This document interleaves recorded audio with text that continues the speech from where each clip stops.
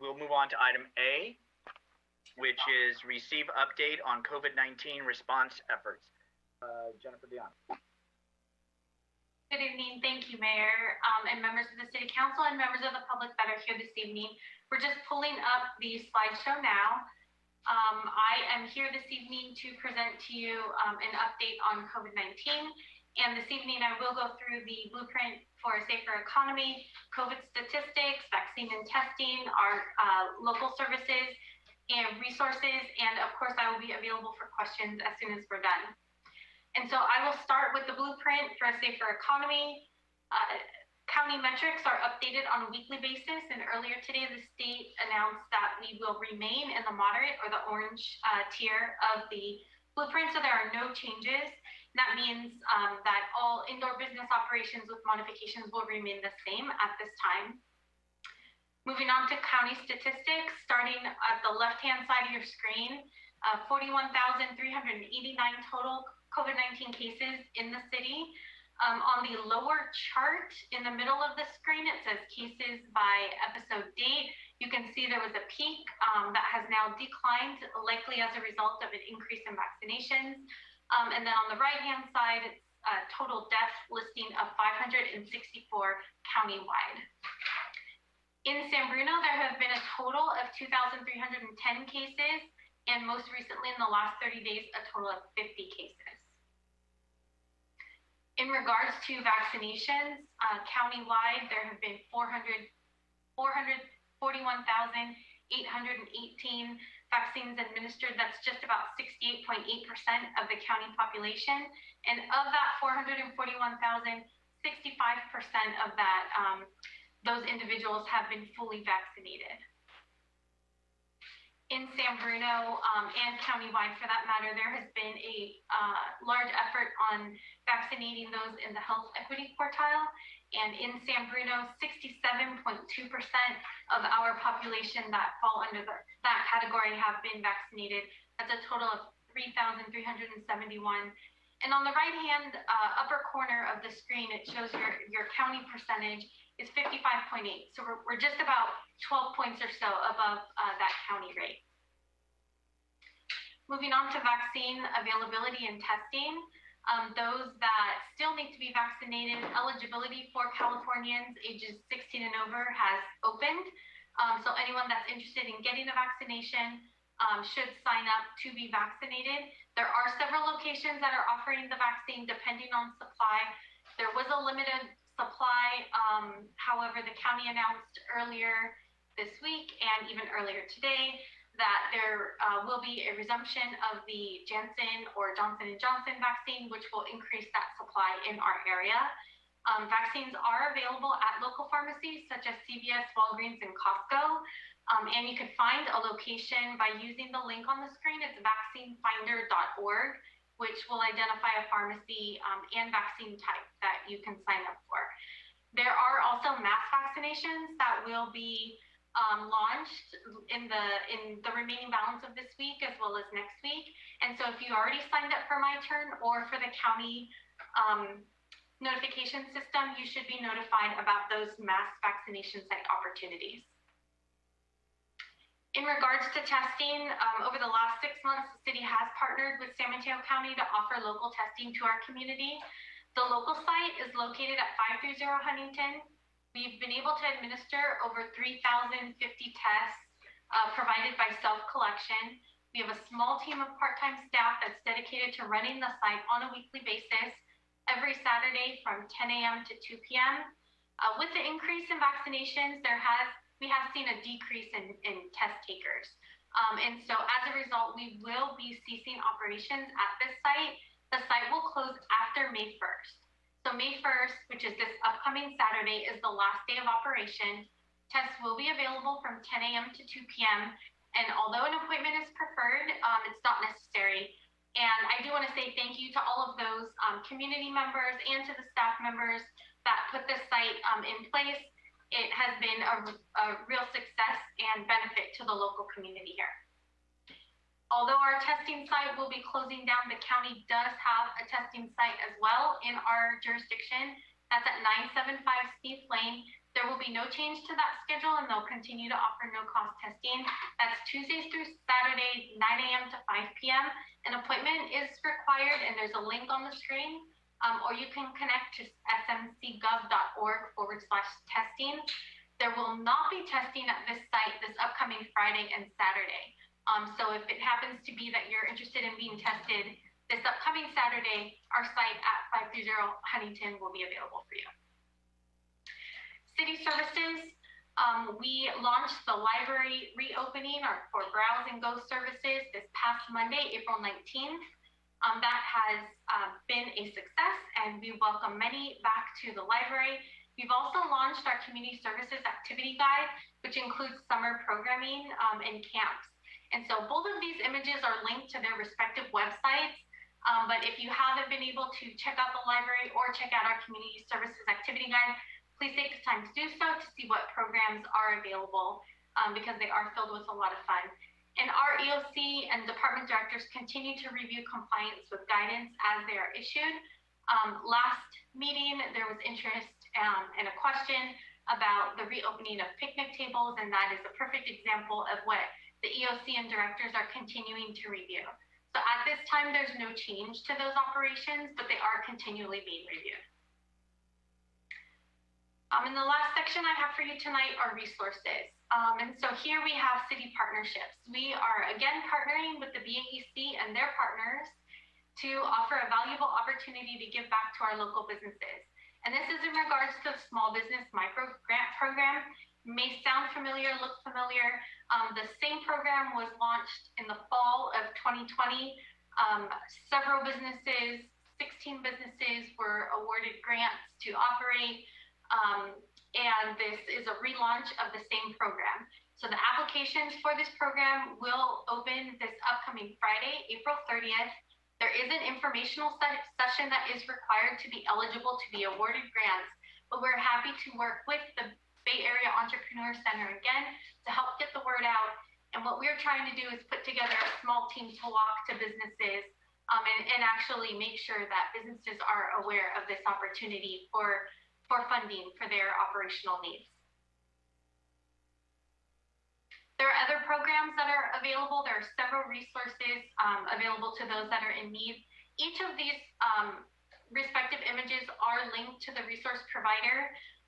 The Small Business Administration has launched their Restaurant Revitalization Fund, and that's additional funding that could be available to those in the restaurant industry in other several categories. There's a link on the screen, as well as the California Rent Relief. Rent relief is available for past due rent and utilities, which is through the state, also linked on the site. And for those with food insecurity, Second Harvest of Silicon Valley still offers several pickup opportunities for those that are in need of food. That will conclude my presentation for this evening.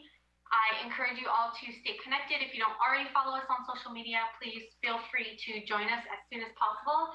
That's Nextdoor, Facebook, Instagram, Twitter, as well as our emergency notification alert system, SMC Alert.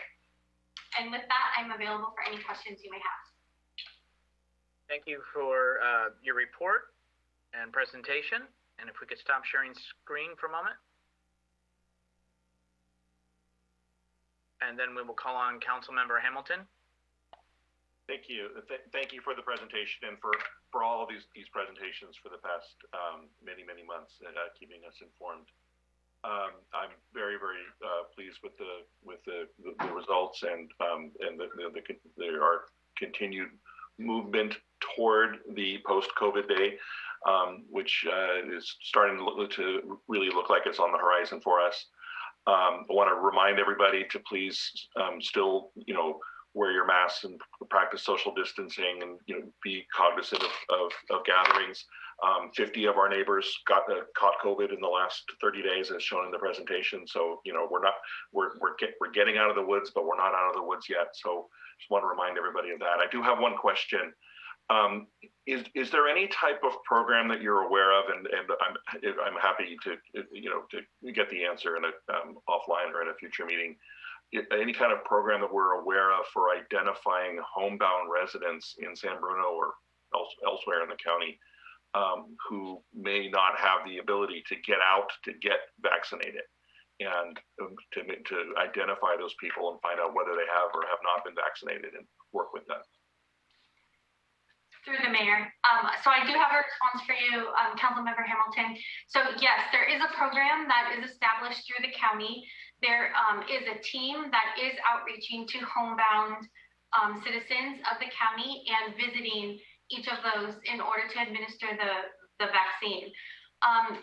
That program in particular did get impacted by the availability of the Janssen, or the pausing of the Janssen vaccine.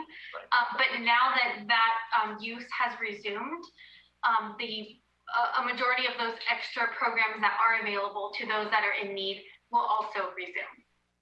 Great. That's great to hear. Thank you very much. I'm glad that's in, one of the other tools in the toolbox here. Thank you very much. Councilmember Salazar. Thank you, Mr. Mayor. So, first of all, Jennifer, you've progressed so to become so efficient at doing these things, and there's like so much data that you give us every week, and you do it always very succinctly. You get through the whole slide deck so efficiently. So, thank you for providing these reports consistently. And my question this time was specifically around a couple of the graphs, because I know we've gotten sort of used to looking at these dashboards, and I've gotten to the point where I just kind of gloss over it. We look at the numbers and we think, okay, the numbers are what the numbers are. But I'm wondering, so 50 cases in the last 30 days compared to what we're seeing in the other cities, is that good? Is that bad? Is it average based on our population? I'm struggling to interpret that number. Sure. So what I could do is pull up that information. I don't have it off the top of my head, but in reviewing the data and preparing for this presentation, the county has a system that's color coded, and for our population size, it was within average throughout the county. And so, and actually a little bit lower, but I could get that precise information and distribute that to the city council. And actually, I think you answered the question, is that we are somewhere on par with our neighbors. So no worse, no better, but on par. And then farther along, we have something that's called an equity quartile. And if you don't know this answer, I understand. I know this stuff is very statistic-y, and you may not have the answer right away, but we're seeing these equity quartiles now, and I was wondering if there was a little bit of a description that we could put along these, so we know what we're talking about. Absolutely, through the mayor. So I can include that in future presentations, but the health equity quartile is essentially targeting those disadvantaged communities within, or neighborhoods within a community, in order to make sure that the vaccine is distributed in an equitable fashion to those that may be in need. Right. Yeah, and then so the question is, so based on that graph that we see that looks like a spinal column, are we doing well? Are we in San Bruno equitable, or are we do we need to do more? And so that would be my question. And also, I think I know the answer to this, that the data that we get from the county is pretty limited, and my responses from the county to my inquiries have come back equally vague. And I always wondered if we could do more without the data. Clearly we can't, but to really understand where our population is having problems. And I know the county was doing contact tracing, and so what I was wondering is, if our residents are getting infected, how are they getting infected? And is there anything that we can do to either get the word out about, taking precautions? Do we need to do a better job at providing multilingual information on vaccinations? But it's hard to say if we don't know who those 50 were, or the 3,000 somewhat that were infected over the course of the past year. And so I'm wondering if as a city we could continue to push for more data that's actually actionable. This data is interesting, but none of it is really actionable to us, and that there's very little that we can do to change those numbers. They are what they are. But if God forbid that we see another surge, I want to be able to at least say that we're doing everything that we can, and I don't know that we are based on the data that we get. So just a request for the future. Noted. Thank you. Vice Mayor Medina. Yes, thank you, and thank you, Jennifer Dianos, for your presentation. I just wanted to encourage everybody to continue doing the right thing, right? Being careful, the basics, staying distance when you can, wear the mask at all times, wash your hands. If you're not feeling well, stay home. And I can tell you today, I got my first shot. It was a little tough because there was a little bit of a shortage in the last week, and the analogy that somebody told me, which I believe, which is true, it's kind of like buying a concert ticket, because there were a limited amount of supply, and then I had to look at, am I going to drive to Merced? Am I going to go to Modesto, San Francisco? And this morning, or yesterday evening, a bunch of vaccination locations were available in Redwood City. Trying to get one in South City would have taken me another 2 weeks. So people have to be a little bit resourceful and be willing to maybe drive a little further out. And I'll encourage you to do it. We're making a lot of progress, but let's stay vigilant and get this over with. Thank you. Councilmember Mason. I am on dual duty tonight with another special meeting going on, so I apologize. There's disruptions. I think I first of all just wanted to thank you for the update on the library. I'm so happy that it is open. I also wanted to thank the staff who put together the Community Services Activity Guide. We are all signed up for the summer, and I want to make sure the public is aware that they are not online classes. There's actually a wide variety of options for in-person activities for the kids, and I really recommend, if you haven't taken a look at the activity guide, there's a lot of really fun things for the kids in there. So, and they're in-person activities. So thank you for whoever from staff put that together. It's a great broad, array of hobbies and coding and Pokemon Legos, and it's just, I think the kids are gonna love it. The other thing I just wanted to mention is I am on the countywide equity vaccine committee, so I try to give updates. The update that I wanted to give is that there will be vaccines in San Bruno. They will be on May 4th is the first dose, May 25th for a second dose. For 16 above, and walk-ins are welcome. They're going to be located at 731 Keynes Avenue from 10 a.m. to 3 p.m. So this is going to be the Pfizer vaccination, and I think it's exciting that this is going to be our first location here in San Bruno. There has been advocacy around San Bruno. I'm sure the council members, I've been advocating, I've been speaking with the supervisor, so I'm really glad that we are having them here. And that there is a significant amount of funding and efforts going into countywide multilingual really just communication, because there's still a lot of fear in different communities around vaccinations. So there's in Tagalog, there's Spanish, there's Samoan, there is just about all of our countywide communities that are of San Mateo County, so it's not specific necessarily to San Bruno, but there have been communications tailored to those communities and their radios and their wherever their social media presence may be. So those are just some updates I wanted to share. So once again, 731 Keynes Avenue, 10 a.m. to 3 p.m. For the first dose, and walk-ins are welcome. Thank you. Again, also just there are other locations, whether it's Walgreens, CVS. I know somebody had there, so there are some availabilities in San Bruno, and I think the only word of advice I can give is just need to kind of not give up and be diligent. And sometimes it's just the hour, it's the day, but once you have the appointment, my other encouragement would be, as I've learned from a friend, she was telling me that she took her first shot and then work complicated the second one, bowed out of that, but has not been able to get back in. So my encouragement would say, once you get your appointments, please keep your appointments.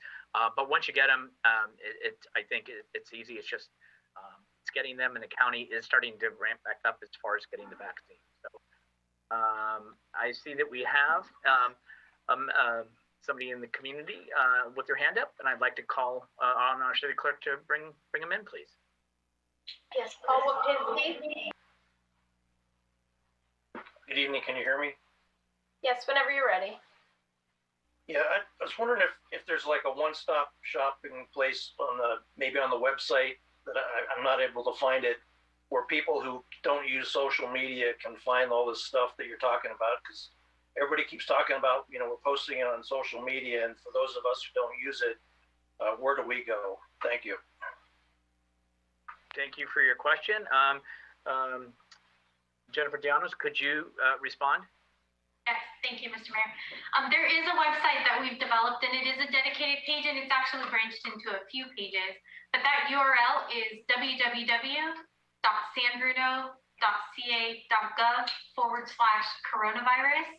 And that's the landing page. There are several resources. There's a vaccine page that's there. All of these presentations that I provided are there. There are several press releases that are available.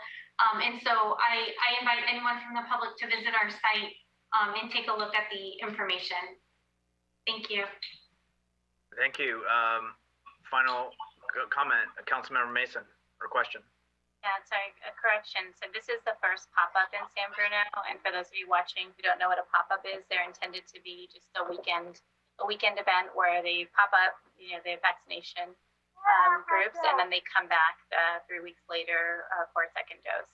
So it's not something that's going to be continuous, and the target is really communities that generally are not signing up their My Turn, or communities who may not otherwise be able to get to technology, et cetera, to get their vaccines.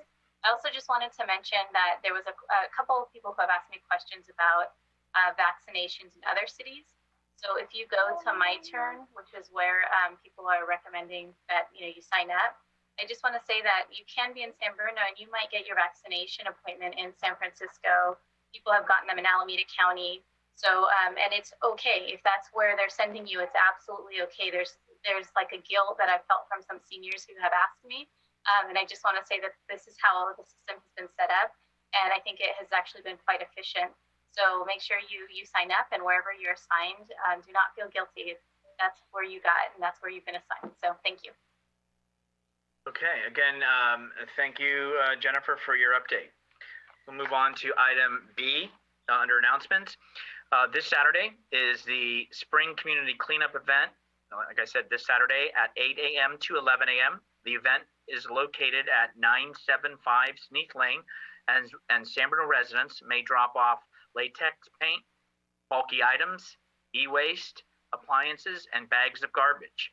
Residents are prohibited from dropping off dirt, rocks, or concrete. The event is open, again, to San Bruno residents only, and participants will be asked to show identification showing San Bruno residency. COVID-19 guidelines will be enforced, including the requirement of mask wearing. The event is sponsored by Recology and the City of San Bruno. And again, you will go in right off Sneath and be told where you can unload the items on that day. So just wanted as a reminder to everyone. Moving on to item C, Vice Mayor Medina. Yes, thank you, Mr. Mayor.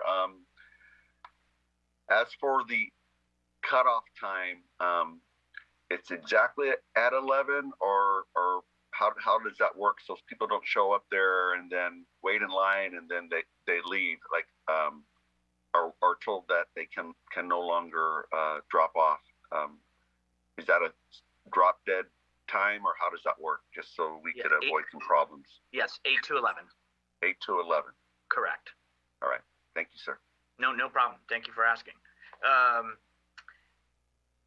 Moving on to item C, announcement. Our mosquito district representative wanted us to announce that the mosquito season has begun, and residents are encouraged to continue to dump all standing water, report dead birds not hit by vehicles I'm sorry, yeah, not hit by the vehicles, but if you do come across and are asked to call area code 650-344-8592.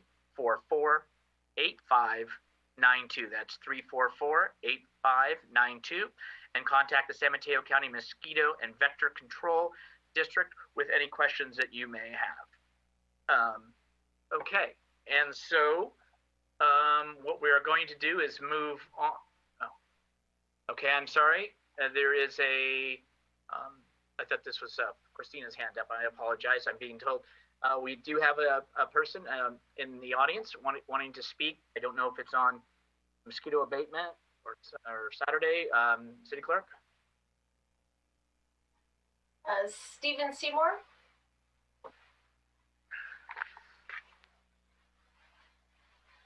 Hello, thank you very much. Can you hear me? Yes. Yeah. Yeah, I'm really excited about this weekend's event where we can drop off household items. It's amazing. The first one was just like it was a gift to the community. So thank you, Mayor Medina, for that. But on the other hand, is there any way that we can get this kind of support for the community events that happen monthly? Would you be able to? Would the council also be able to let people in the community know that we're having community cleanups? The next one that we're doing is on the 22nd of next month. It's a Saturday. But we'd really appreciate that kind of support. I mean, we're making a huge dent on the garbage that's in and around our neighborhoods. That's my question is okay. How do we get the council right. during these council meetings to support these events? Okay, Mr. Seymour, this is in regards to Saturday's event, so we should stick to that topic, but you've been heard. Really? Yeah, we're talking about the event on this Saturday at 9/7. We're trying to accomplish the same thing, though. So Mr. Seymour, but we need to stick to the topic that we're discussing. Right. Thank you very much. You're welcome. Yeah. Okay, we're going to go back to the list, and item D, we're going to issue a proclamation recognizing May as Mental Health Awareness Month. If we can bring in Christina, please.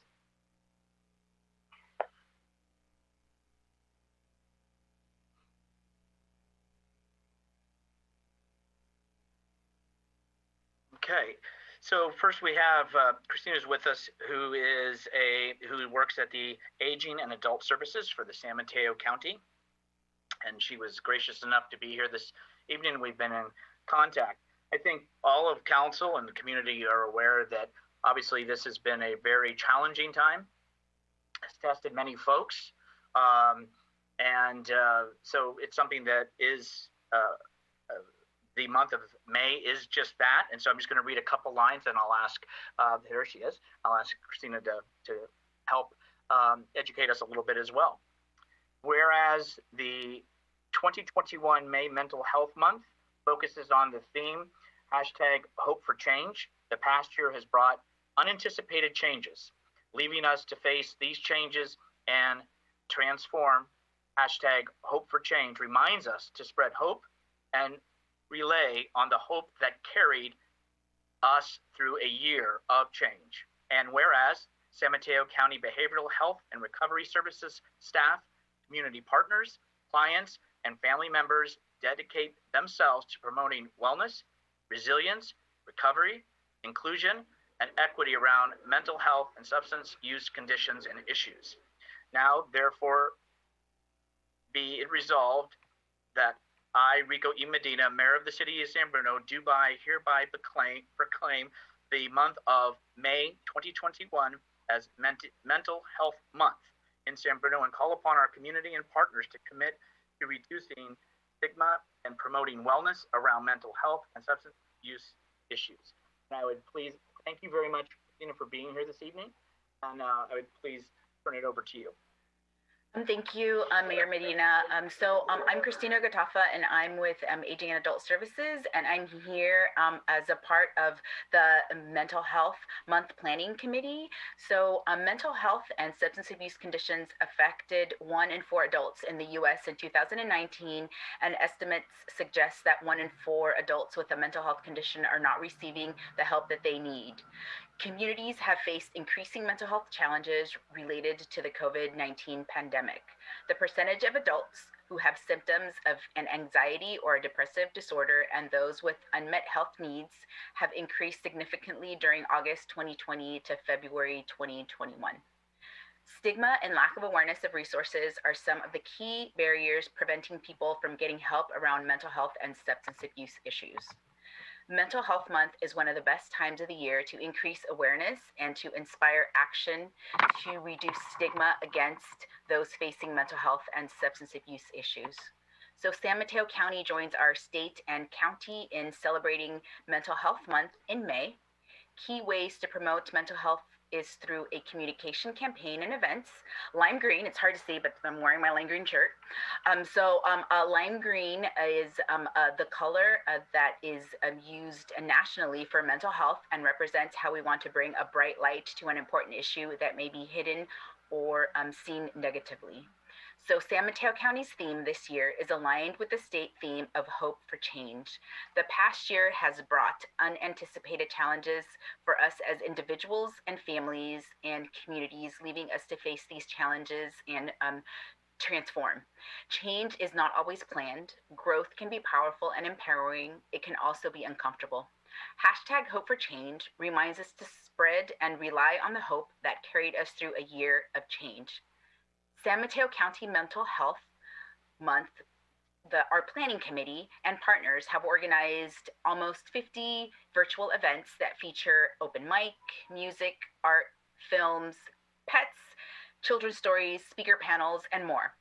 Events will target a large range of age groups and will be largely in English and Spanish, and there will be events that may be in additional languages, and interpretation might also be available. So all events are free, are open to the public, but space is limited even though it's virtual, so people can register to reserve their spots. On the county health website, we have 2 websites. We have or web pages. One has the listing for Mental Health Month events, and we also have another website that lists mental health resources. So I'm here as a call to action to ask you to attend or share one or more of the mental health events. There is a flyer that I can send. And as I said, wear lime green or something green.